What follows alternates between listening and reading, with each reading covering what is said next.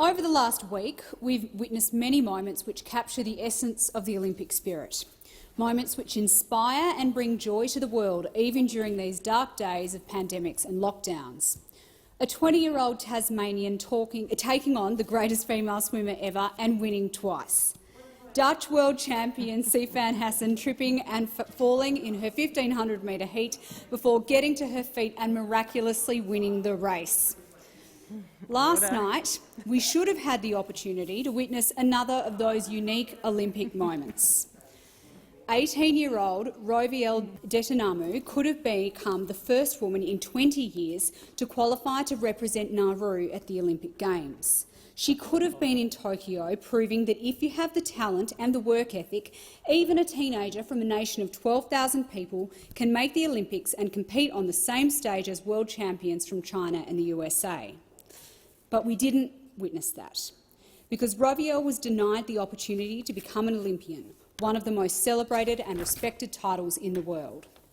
That honour was instead given to a 43-year-old biological male, Laurel Hubbard, who was allowed by the IOC to participate in the women's 87+ kilogram category.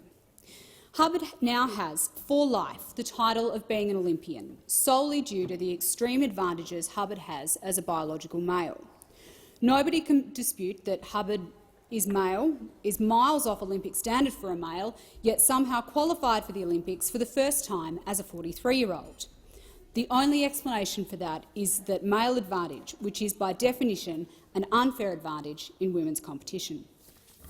Despite the IOC admitting this week that its trans-inclusion guidelines are not fit for purpose, they tried to obscure discussion of these facts through a guide given out to journalists at the event, warning them not to use the term biological male or refer to trans athletes being born male, and extraordinarily claimed that there is no evidence that trans athletes who are male have an unfair advantage in female sport. Those who claim that Hubbard taking a female athlete's Olympic spot is inclusive conveniently overlook that there is an Olympic event specifically designed for 109+ kilogram male weightlifters that Hubbard was eligible for, if good enough.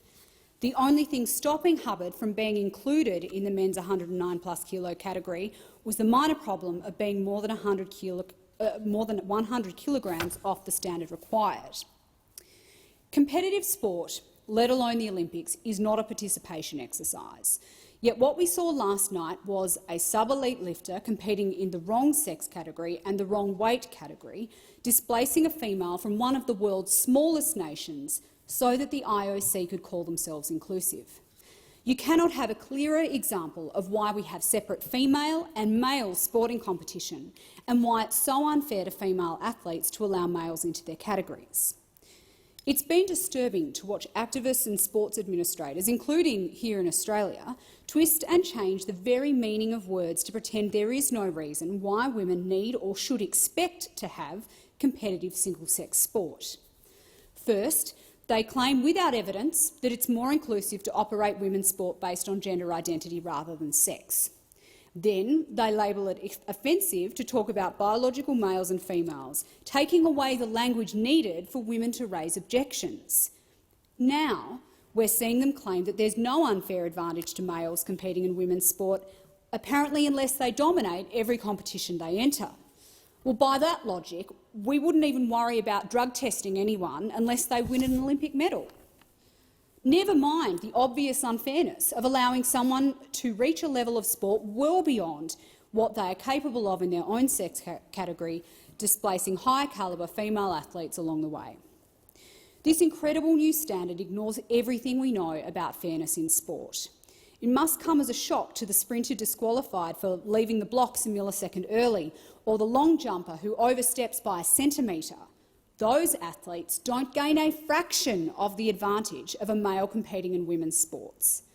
On one hand, the IOC knows that starting a race 100th of a second early is an unfair advantage worthy of disqualification, regardless of whether that athlete would have finished first or last.